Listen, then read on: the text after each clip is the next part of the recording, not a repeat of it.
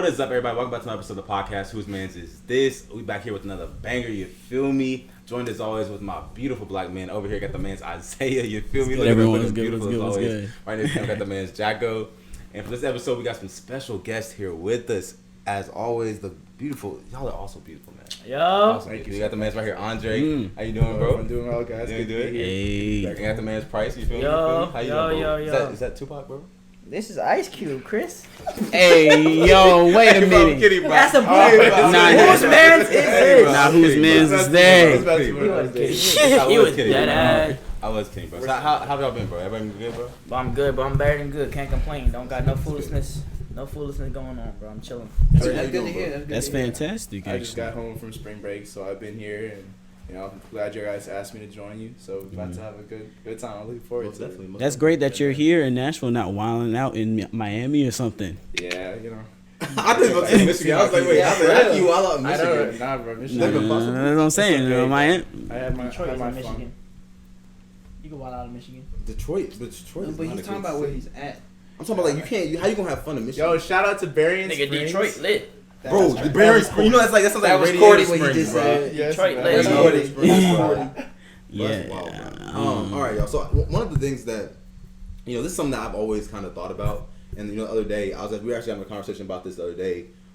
We were talking about the different dynamics of, like, obviously we're all black African American. I know. So I want to address this right now. What was the deal? Was it you who said you didn't like the word African American? It's not that I said I didn't. It's not that I I said I didn't. black. I thought he was gonna say it was a black. It's not that I said I didn't like the word African American. It's just that I don't use that to define myself because I may have a genetic connection to Africa. I have no real cultural. Okay, that's right. connection. Okay, yeah. I use So, nigga, that bro. Nigga makes slash nigga, sense. my It makes partner. sense. So I identify as black. I'm about to be like, Okay. nigga, you don't think he's black? No, I knew this, but I was just trying to. Yeah, really, I was just like, Thumbnail. come on now. I'm dead. Nah, but okay, look. So I definitely. So obviously we're all black, right? Word. For sure. But one thing that I think gets kind of pushed under the rug a lot is that we all had different upbringings, right? So it's like just because we are all black, we may not all have grew up the same way or experienced some of the same things in the same different environments, stuff like that. So I guess I want to ask y'all, like, what are some of the things that you guys have experienced, growing up that you feel like you have probably been, either looked at differently for because or something like that, or just like what has your upbringing being a black man in America been compared to some of your other black peers? That could have been different. That could have been like, okay, you know what I'm saying? Y'all get that? Well, I'm just gonna say, like, it may not just be strictly like a race thing. And, some people are just brought up in different positions. They may have, some people may have a more economic, better social standing. Some people may be like well known by more people. Some people may have both parents or one parent. So like those kind of things will always factor into how a person views the world, how the world looks at them.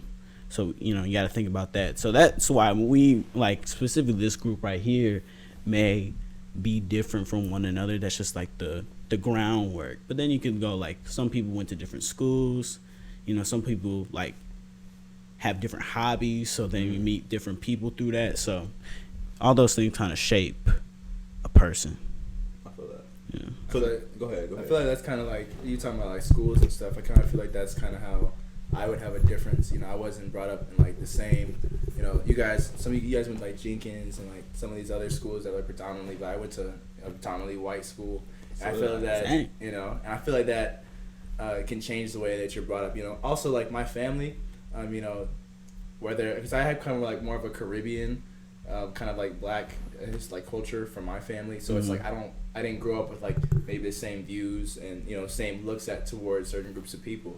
Makes sense. And I think that could change how I look at certain people, the way I treat other people, and just like communicate and work with specific groups. No, and I definitely hear that because I think my big thing is I think we can say I would say that out of all of us, I would say Andre and I probably relate to each other the most in the sense that we've always gotten, and I'm just gonna be straight up, we've always gotten a lot of crap For liking white women. For liking white women, for going to white schools, or for bringing like I'm telling you, like, so there's or just for like, you know, just our upbringing in general, and, you know, like, let's say where we lived or whatever, you know what I'm saying. So there's been a lot of stuff that we both have gotten a lot of crap for, even from our friends, right? Like, just because of the fact, and it's like, yo, I'm not gonna sit here and apologize for the fact. Okay. Well, we'll expound on what you mean by getting crap for it, because you said so, like, hold on. Okay. You said where you've lived, right? Where you went to school at, and then the type of people you dated, right? Yeah. So what kind of flock did you get for that? So, and Andre, you could probably answer that question too. But I know for me personally, you know, I've had jokes made about it. I've had people, you know, call me a coon.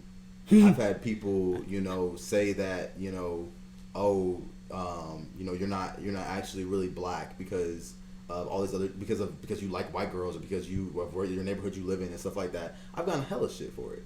That's kind of funny that you're not black for where you live. That's the thing. I can see the who you choose to date kind of thing, which. Honestly, it's just a preference. It shouldn't be like, we could poke fun at you though, but, you know, it shouldn't be like an actual serious problem. People have preferences. If someone wants to date outside their race, that's fine. Like, so, I want to ask you this question. So, do you feel like you have ever been either targeted for your upbringing, or do you feel like you've ever targeted somebody without even knowing it even? Well, from past conversations I've had with Chris Ware, I can agree from past conversations that either me or my brothers or anyone I hang out with obviously has. That's why this conversation has been brought up. Yeah. So, I mean, of course. I mean, yeah, of course I have. So, okay, and what do you think that stems from? Like, so, like, for example, let's say you and I feel like you'll be comfortable knowing this. You predominantly your type is, you know, a beautiful black woman. Of course. All right. So I gotta hit my line, bro. Some of our prices, you feel me? All right, cool. All right. So, do you feel like?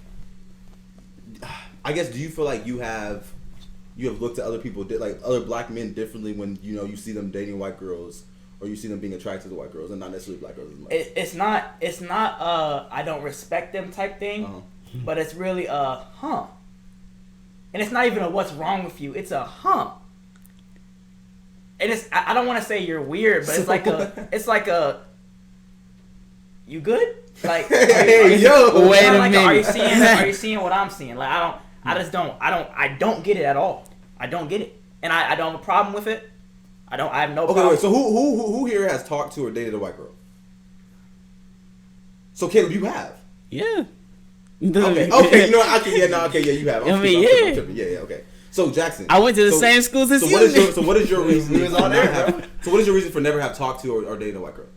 I'm just not, you know, I haven't found one that I'm physically attracted to, but also it's like, even the ones that I've been friends with, they're just like, outlook on things is totally different than mine. Okay. I mean, I get what you're saying, because, I mean, for me, like, I have been to predominantly white schools. I dibbled and dabbled. Dibbled and dabbled, you know what I'm saying? But, like, that's just not for me personally. Like, the best experiences I had have always been within my race. See, and that's I'm glad that you brought that up, because, you know, what I tell people all the time is too, I have nothing against black women. I genuinely don't. I don't know why you're shaking your head right now. What am I about to say? He's gonna say, but Chris, don't act like I'm not gonna. No, I know. Wait, what he's gonna say is, but from my experience with black women, they just haven't worked out. Blah blah. And that's a fair trade. What I'm gonna say is, I say that's a fair trade. I've been on Chris Ware for so long, and he always says his experience with black women. But I've seen all the most craziest things that happen in Chris Ware's life are from white women. Of course, a black woman might be whatever, but Chris, the stuff that has really torn Chris to his levels happen from white women. And I mean, we're not gonna expose them in podcasts. Yeah. No. So what I'll say to that is, even though growing up I went to predominantly white schools and I lived in a white neighborhood, even though that's how I was growing up, I still obviously went to a black church, right? So the girls that I dated when I was younger and talked to when I was younger, they were African American. So that was my first experience. My first experience to girls, to women or whatever. No, well, to girls, they wouldn't be women like that young. But I mean, Hey, bro, continue, bro. Whose man's is this? no, but but on a serious note, like that was my first experience. It was with black women, right? So, and some of those they didn't necessarily go the best. You know what I'm saying? I mean, we all know the people. We ain't gonna call nobody out on the pod, obviously, but like we know some of those.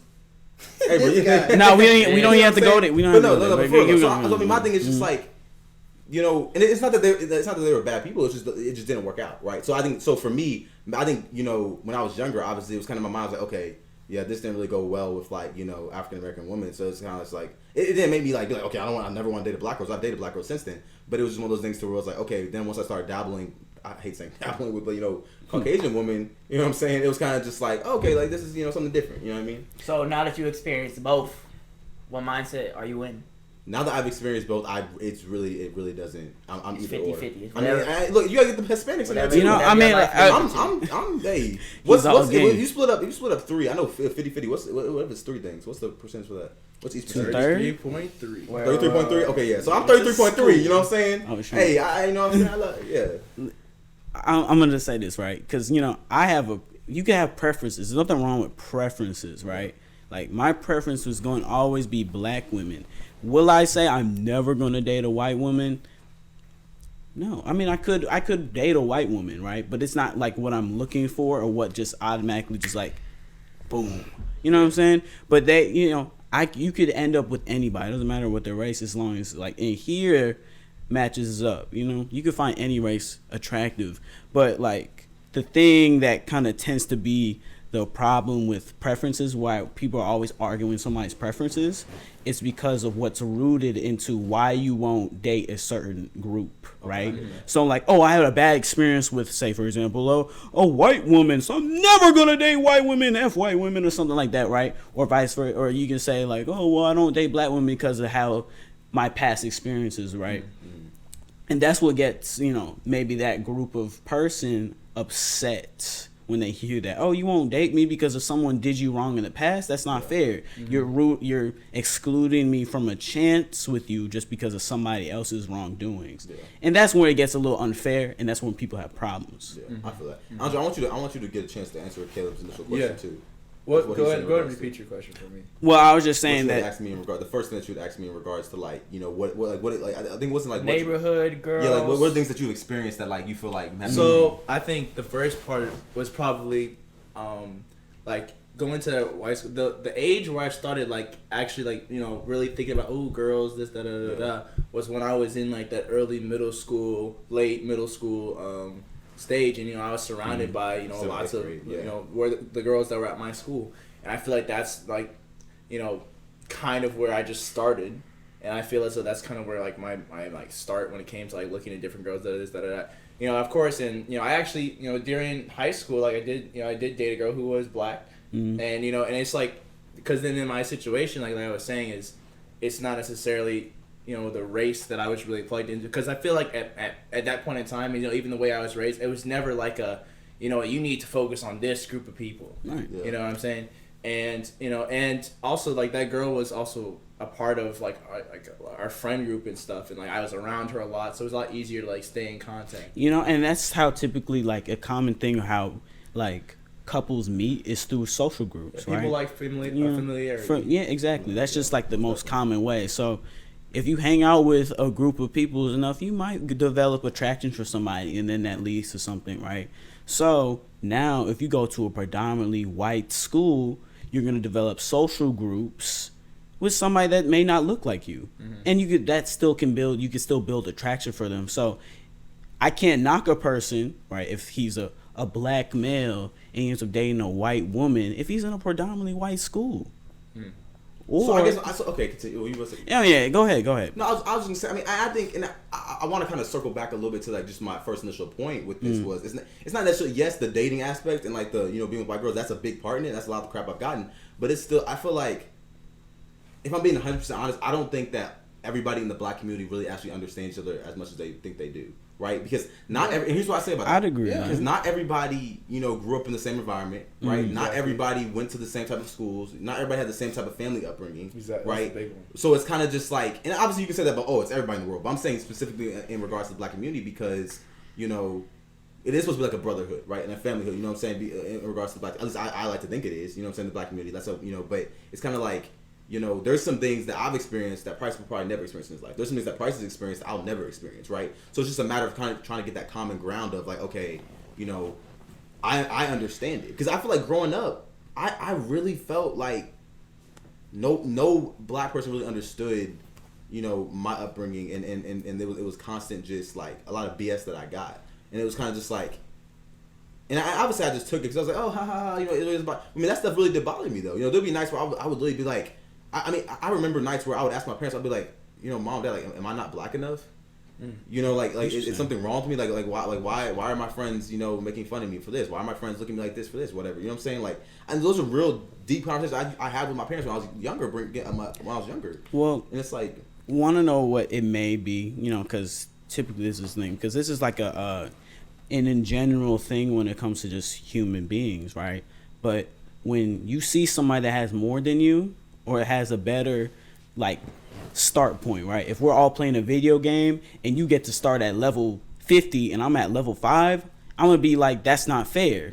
And then I'm gonna start being envious towards you because of that, right? Sometimes people are just set up with better tools to succeed in life and other people are not, but we're still playing the same game.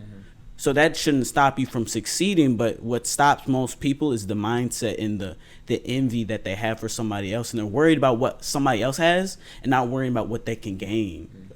I feel like regardless of, whether if not that's true for, like, even my situation, I feel like going back to the point before Caleb gave us his information, for me, I think I even talked to Price about this a day ago. It was more of, even when I didn't understand why I got so much crap from other people and whatnot, the fact that I was getting crap so much from the black community or from my other friends would affect me in a way that it's like, I don't want to, like, if people are treating me like this, I don't even want to be, like, I don't want to be a part of whatever you guys have to say.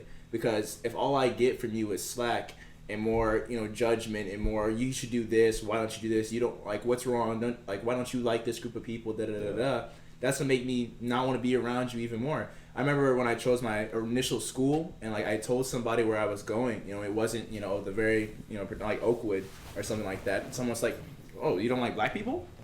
Yeah, it was at church too. Yeah, and that was a big, and that hit me hard. I was like, man, it's like, I feel as though my decisions, if they don't line up with everyone else in the community, then it's pushed me to the side. And I think, like, stuff like that made me want to, not have to worry, like, kind of push that, like, knock that, let me do what I have to do, which, I guess is, I think it's a good thing for me to have, like, a mindset, like, let me make sure I make my decisions for myself. But then it kind of almost built up a wall for me when it came to talking with other people about, my decisions and other things like that. Yeah, no, I feel that. What I've noticed when it comes to just, like, the black community in general, right, is that everybody has to stick together. So anything that kind of steps outside of what is considered our culture, right? Yeah. So if you're doing something, for example, like Andre just said, go to a white school instead of a historically black college. You know what I'm saying? Like, you get looked at like, well, what are you doing? You're supposed to support us and only us and stay with us. But sadly enough, the world is not just black people. There's other things. And even if you went to a historically black college, the world isn't a black world. It's a human world, So with that, you could do whatever you want to, and I don't think you should worry about what other people have to say, specifically in this conversation we're talking about, like, the black community. If you're doing something that's making you happy and you think is the best situation for you, even it may go against what is your culture, I think that's fine, because you're the one playing the game. Someone else is not playing it for you. Yeah. So you make the best decision that'll help you progress in your game. Yeah. So and that made me think, when you were saying that, made me think of a question. Price, you can get at this one first. Like, what do you feel, in your opinion personally, like, what is it? And maybe it's nothing at all. Like, I know, and this even happens to me sometimes too, to where it's like you you're in your history class, or you're talking to your parents, and you kind of just hear and see some of the things that happen, to our ancestors and stuff, and just things that Caucasians, white people have done in general over the years. No, you got a comment on it, bro? Not at all. Okay, I'm being totally honest. Yeah, I'm not into that. Okay, well, because my thing is like I've always been curious about, because I know some people, I've talked to some people who are like, oh, like I could never be friends with a white person, date a white person, just because I know that some people just automatically just assume that every white person is just all evil and all racist. You know what I'm saying? So I'm just curious on like what is y'all's just opinion on that aspect of it. I mean, I'll answer it. For me, my qualifications is if a white person understands that whether it be them doing it knowingly or unknowingly, that they started a better starting point than any black person or any person of color. When they understand that, then I can have a dialogue. But if you're closed-minded and you think that, oh, I don't see color, or I hate hearing that. Yeah, or you say like, but we're really the same. I need you to understand that we're not the same. Mm-hmm. As long as you understand that, then I can get to know you more. But I don't discount like all white people. Like you can't function in this world that way. It doesn't work that way because the majority of the people in this country are white. So you wouldn't be able to succeed unless you were just to be in a black community, self-sustaining black community, which is very rare to find because most of the time they get massacred by white people. So, yeah. And to piggyback off of that, I could have answered the question. I didn't even let you finish. I assumed I can answer it because I'm not into the black. Don't even post that. That's weird. I'm not into the black history. That's crazy. I don't even say that. I didn't say that. But back to what you had to say. I don't think we should be using slavery, which we didn't experience, or segregation, which we didn't experience. I didn't experience segregation as a reason to not mess with white people. I mean, I'm thinking that's wild. I mean, wow. My parents didn't even experience it. I mean, they might have experienced some. I mean, we all experienced some racism, blah blah. But I mean, and even me, and of course, I haven't been around white people to experience racism.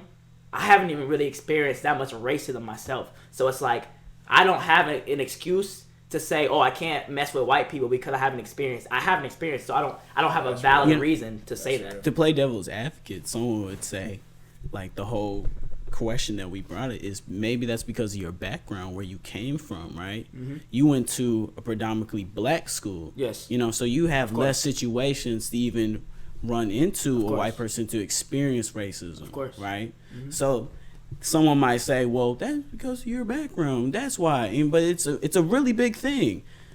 But, what I've come to realize is that we get stuck inside what happened in the past, and now it's like it's time to give them back what they gave us. Mm-hmm. Sorry, most definitely. So it's like two wrongs don't make it right. But there you go. Fight fire with t-shirt. Fight fire with fire. Wrongs don't make it right. But do unto us how you have them do unto you. You can experience your right cut. You feel me? I'll say what verse is that? What Bible verse is that? Why you doing that? That's the golden rule, bro. That's the golden rule. That's not even a Bible verse. Chris, do you know the Bible verse that is? No, I don't. That's why I asked. I know John 3:16 though. That's the golden rule. That's not in the Bible. Oh, it's not? It's golden rule. Man's is this? Go ahead, Jack. Go ahead, Jack, bro. Go ahead, Jack. I'll say this. Price, you may say that you've never experienced racism. You've never experienced blatant racism. I haven't experienced blatant racism, but we've all experienced systemic racism. Yes. Heck yeah. Hey, Target. Hey, bro, I applied to y'all about 10 times, bro. Not once did I get Oh, God, bro. Well, just to be devil's advocate, what's your resume looking like? Because you got a pretty white name, sir, Christopher. No, because they asked for your ethnicity.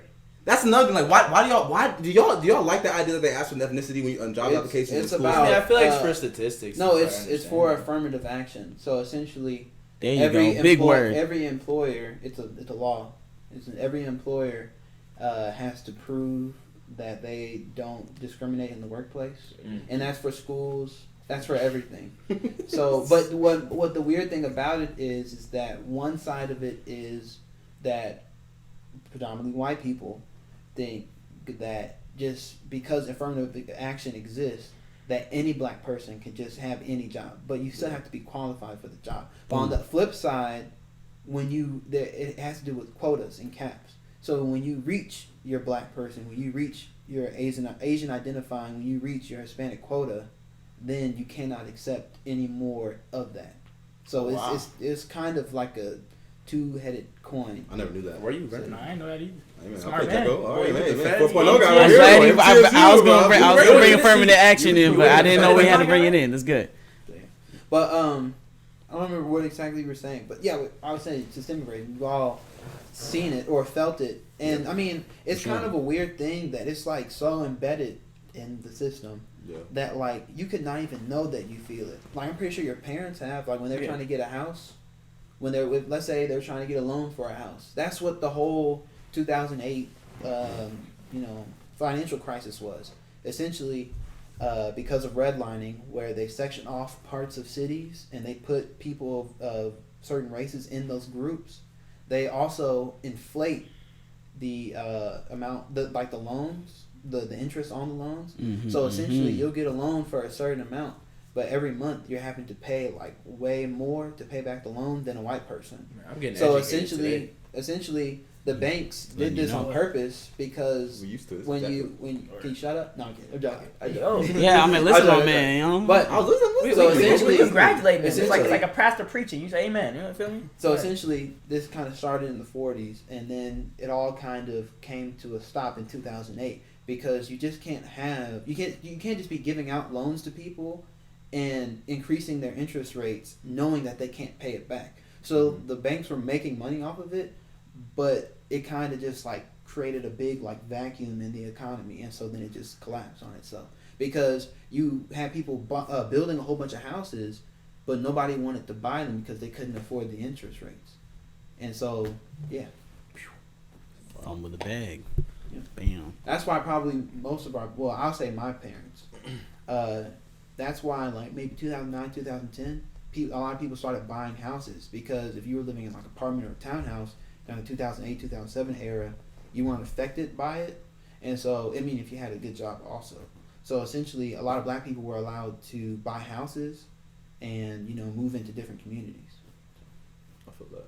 So I have a question for y'all. So do you guys feel like, and obviously I'm not saying that, you said what? He was smart. Oh, no. And obviously I'm not saying like this would happen, y'all would do this, you know what I'm saying? But I'm saying like if you guys were to... Say it. Okay, look, I guess I'll ask it. If y'all don't feel comfortable answering it, you don't have to. But how do you guys feel like your family as a whole would react if you did bring somebody to your house or bring somebody back home who wasn't African American, who wasn't black? I already had this conversation with my parents. Originally it was because of course my parents would understand where I grew up and I guess my tendencies would be for people, but I had that question with them because I've already had to explain what I like and all that stuff, and like my mother told me that hey, you I don't want you to not curve I don't want you to curve what you like and stuff and like force yourself not to like this group of people just because that affects me. Mm-hmm. Like she wants me to love who I love and it's okay to be attracted to these people because I would hate for somebody else to do that to me. Like they like me but they kind of hold themselves back just because of what their family has to say. And so I think my parents definitely have preferences for sure, but I would say that it's not really a deal breaker or anything like that. Like they're gonna support me regardless. Mm-hmm. But I do think that there is this underlying, I feel like there's underlying, customs or things it comes to especially different different cultures mixing and stuff and whatnot. For some reason usually when it mixes with usually a white culture, that's kind of where people are or whatnot, but she's like, oh yeah, bring home a Puerto Rican or a Caribbean. She definitely, my mom, Bahamian and stuff, Caribbean, so they're gonna want a Caribbean. Bring her own, powerhouse or something like that. It's gonna be a lot of strong people around, but I don't think it's gonna be something that's gonna be an issue. But I definitely think they have preferences. I brought someone home that wasn't black before. I mean, it was fine.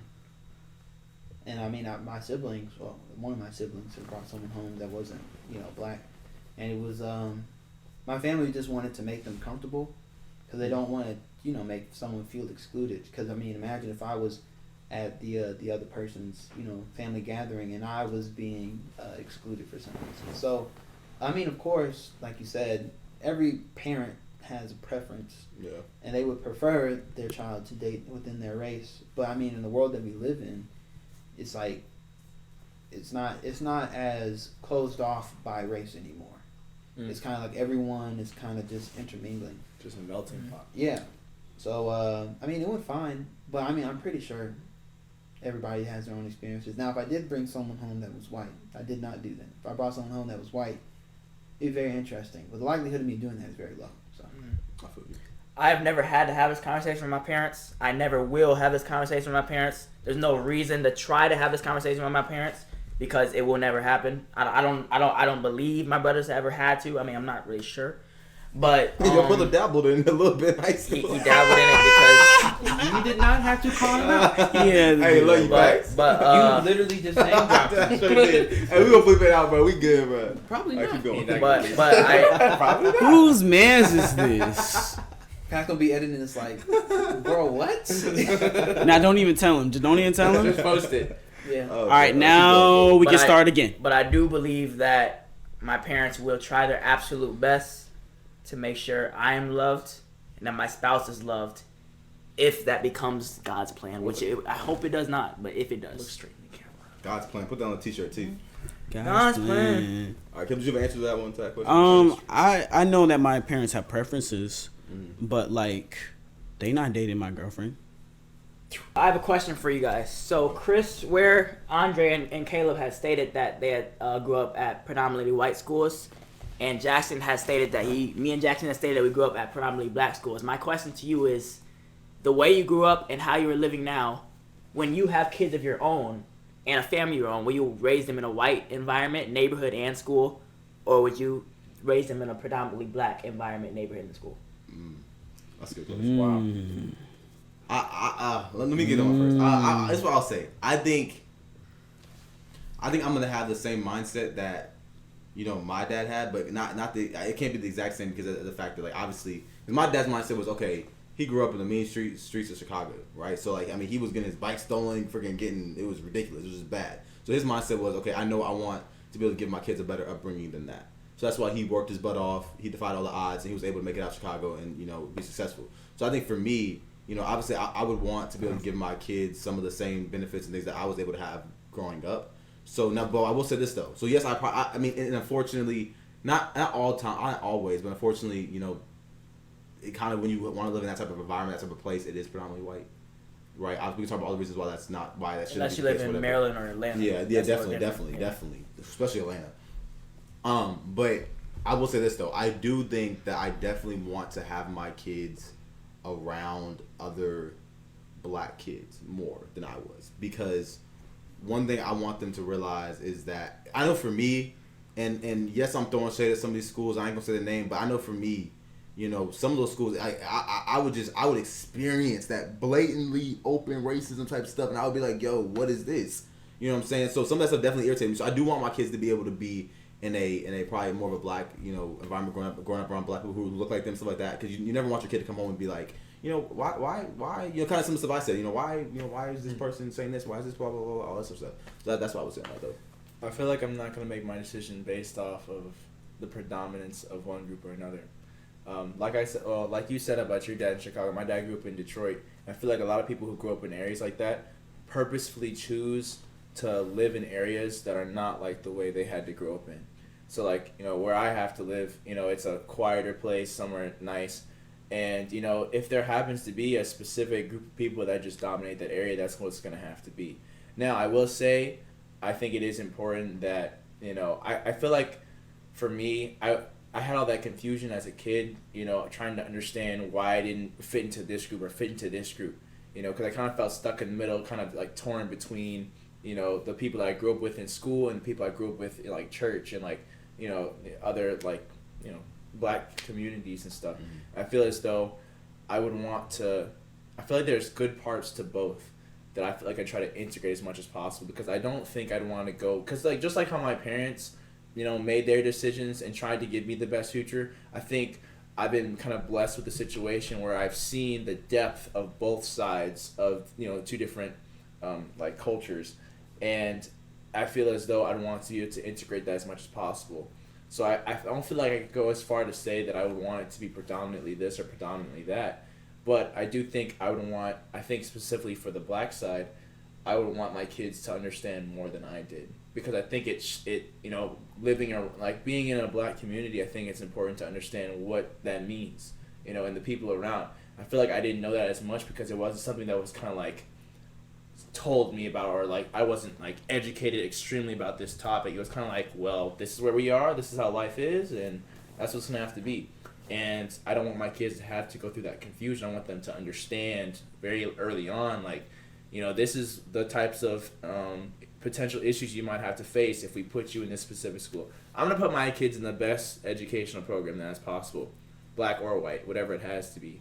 But I think it's important that they understand they understand more than I did about, you know, what it means to be black, or what it means to live in this type of area, and how some people might look at you differently for all types of that. And I feel like that's almost it's a blessing. Yeah. In a way, I see it as a blessing, because I don't want to take it for granted that I was put in this situation. I think it allows me to see the best in both sides and make a decision based off that. Yeah. And real quick before you guys go, I would say this, and because you never want your kid, like, I would never want my kid to have to do what I did, and when I was younger, having to ask my parents, am I black enough? You know what I'm saying? Am I not black enough? You know what I'm saying? So, definitely, I hear what you're saying.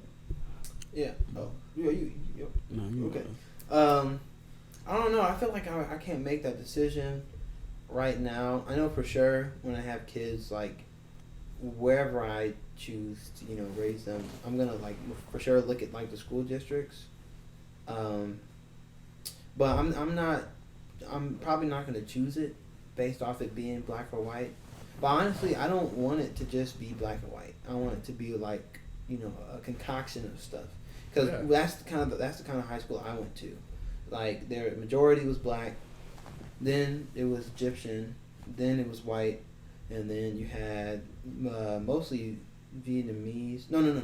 Probably Kurdish, then Vietnamese. Like, I had a lot of people that I, you know, knew, and, you know, my ideas about the world and culture on that stuff was impacted by all the people that I'm surrounded by. Yeah. So, I don't know, when I was growing up, elementary school, I was in, like, you know, white kind of schools, and then middle school I was in black, and then high school I was in that mix. And all three experiences, I'll say the mix was the best, because the white one, I kind of felt like I didn't fit in. And when I think back on it, I probably did face some racism, some teachers, like, whenever I would, you know, just being a kid, just hanging out with kids, and, you know, they would always, like, overcorrect me and stuff like that. And in the time, I was just like, dang, am I doing something wrong? But now I think about it, like, probably just profiling me. But then in middle school, when I was around a lot of black people, you know, because of systemic racism, it was kind of underserved schools. And so it was like, you know, the teachers, you know, they came from, you know, various backgrounds, and they were trying to give the best to the kids, but because of where we were, like, the resources weren't all there. And I mean, we may do, but I mean, if I have the choice, I wouldn't want my kid to be in a school that's lacking resources. Mm-hmm. So, yeah, I Which, can't. and the unfortunate reality is, in a lot of cases, it is those inner city African American schools that are lacking those resources. Yeah. You know, you can talk about all the reasons why that is, but you know, before he said what he said, you talked about, like, you know, your kids having to worry about being black enough. Mm-hmm. I think that's something that I think I'd like to discuss with you guys, because I feel like that's a big topic that I don't think is talked about enough. I have a problem with the idea of, you know, if I've had someone tell me I'm not black enough, you know, or I'm more black than you, you know, something that really shook me the other day. Actually, my sister, she told me that someone at her school, like, it was a white person, told her that they were blacker than her, right? Wow. I've heard that. Nani? You know, and that really hurt me. You know, it really struck me, because I'm like, man, what is it about my, you know, like, or, you know, or anybody who, you know, any African American who doesn't fit this stereotype, who doesn't listen to this certain type of music, dress a certain way, why is that something that degrades them or puts them it just puts them in a situation where they should feel less than others. Go ahead. Well, kind of what basically I'm just gonna try to, because this is a common thing, right? Mm-hmm. It's not necessarily your skin color, it's how you adopted the culture of black people, right? People listen to our music, dress like us, talk like us, they move like us, Black culture is kind of a prominent thing. It kind of affected how our whole world kind of moves and talks and communicates with each other, right? So, if you're not reflecting what is the culture right now, you're not black enough. So we need a different phrase, because I agree exactly with Caleb. When people say certain black individuals aren't black enough, I know what they mean. Well, not from a white person. That's just OD. You feel me? Yeah. I know what they mean, but we need a different phrase, because obviously hurting people who are getting that. It's the word. So it's the word. You can't say black enough. What is black enough? Like what is black culture? Because here's the thing. Right. I get that. But here's the thing though. I can still be hip with the music, everything that you just said, fashion, all that stuff too, right? Yep. But a lot of people look at it as, just because you're not out here freaking smoking blunts, freaking out here having a thug lifestyle, because you carry now that's a little right. different from what I'm saying. Hold up, sir. I've never smoked before. Hold up. And I don't think I carry myself. I've never been told that. I've never been told to act white in my life ever. I'm not sure my brothers have. Okay. My brothers probably have, but I never have. But I think you can make the argument just for you being a respectful young black man, you're not black enough. Hold on. Whoa. Let me stop you, sir. I'm speaking facts right now. Pump your brakes. Hold on. Let me stop you. Shut up, okay? Because it's not black culture. Okay, when I was talking about black culture, it's not the stereotypes of black people, right? It's not the stereotypes. Because yes, you're talking about stereotypes, right? A black man, if you walk into a room, right, and he's dressed a certain way, maybe his pants are hanging below his waistline or whatever, and got a do-rag on, or he got a hoodie pull over. So why is somebody who's the complete opposite of that not black enough? Can you let him finish his? Right. Okay, go. I'm not saying that. I'm saying just in general sense. I'm not saying that you are. I'm just saying in general. Okay, I'm saying, right, it's how you relate to what I just clarified earlier is the black culture, right? What is the current culture right now? We can just call it culture. Let's just say culture, right? How you relate to the culture. So if you are not kind of, like you said, hip to what is around, right? If I was like, hey, listen to the to the new Drake album or something, right? You don't know, someone would be like, bro, or if you haven't seen Get Out, bro, what are you doing? That's one of ours, right? That's when you start getting to you're not black enough, because like I said way back before, if you aren't like for black people, you're against it, right? So if you're not for our music, our art, then you're not black enough, right? If you don't talk like us, if you don't like move like us, if you don't dress like us, if I came, because the schools I went to, right? I went to a public school for a little bit, right? The way I dress, if I had my shirt tucked in, bro, someone thought I was like, bro, someone said you dress white, you talk white. Interesting. I'm like, how does that relate to? But that's a thing though, because they don't expect it's not proper. It's not the thing that you expect from a blackness. You're making my point. My argument I'm trying to say. You're making it. No, he is, because that's not what you would say. I was gonna say, I think Chris, you need to let go of the acting, the you're not black enough. I think Caleb is using the term you're not black enough, but he's trying to say that we're talking about black culture. Because you guys may not agree with me, but I believe that you can be a African American skinned person and not have anything to do with black culture. That's what I'm saying. So we're saying that the culture is what makes somebody not black enough. No, that's what we should be saying. We're not saying, because people do say you're not black enough. What he's saying is we shouldn't be saying it like that. We should be talking about the culture. I don't want to keep using this movie, man. But you seen Get Out, Chris, right? Yes. The guy that when he flashed the camera at him, right, and he that's basically kind of like exaggerated way of not being black enough, or like, bro, are you black, bro? Like, what? That's kind of it was kind of odd, right? He stuck out like a sore thumb because he was talking a certain way, but he looked a certain way.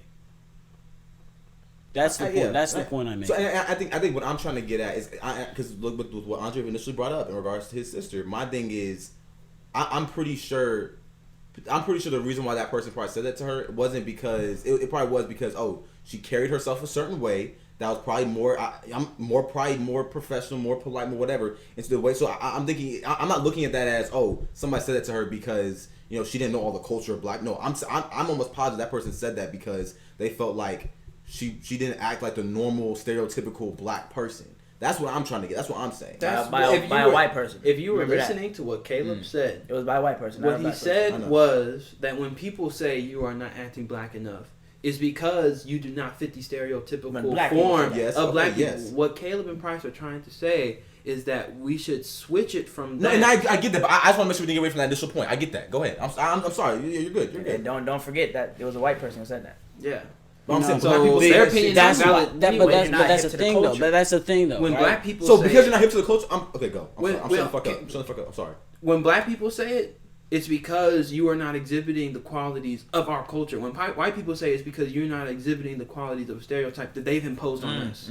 Okay, and I agree with that. I agree with that. Okay, I understand. You're not black enough because you're not talking a certain way, and we know the stereotypes. We don't have to go through the list, right? I'm pretty sure that Andre's sister was not perpetuating those stereotypes, and then they responded in the way that they did. So would y'all's reaction to that, would it be different if it was a black person said that? Or either way, right? Those words should never be said from anybody. Look at your skin color. You are black.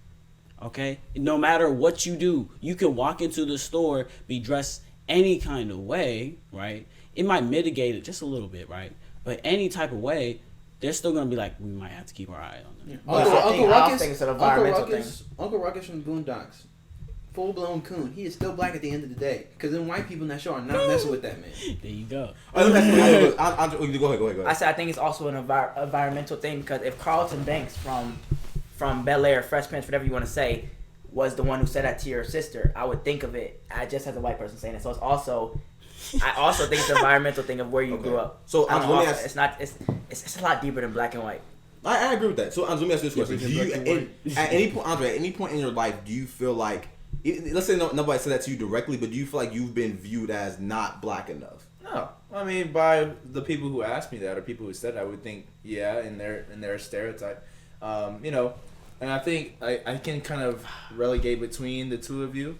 Right? Between the idea of maybe the way I dress, the way I speak, right? But then at the same time, it's not necessarily like, my culture or, like the side of black excellence, it's not that I have to act a certain way to be black or I have to have a certain, tone or those types of things. But as he was getting to is that maybe they might understand that, I'm not here at rallies or I'm not here reposting the different parts of things or being as vocal as other groups of people. Maybe that might be their view on it.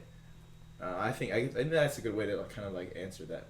All right, guys, I appreciate y'all for tuning into this episode of the podcast. It definitely was a lot of fun being able to sit down with the boys. You know what I'm saying? Catch up with the man's Price right here, boy Andre. Appreciate y'all being here with us. Man, glad you're here. Glad you're here. It's definitely a lot of fun. All right, y'all. No, I'm just kidding. All right, y'all. As always, we appreciate y'all for tuning in to this episode of the podcast. Pax will be back next episode. But until next time, you already know the vibes. Peace, love, happiness. You already know. We out. Sheesh.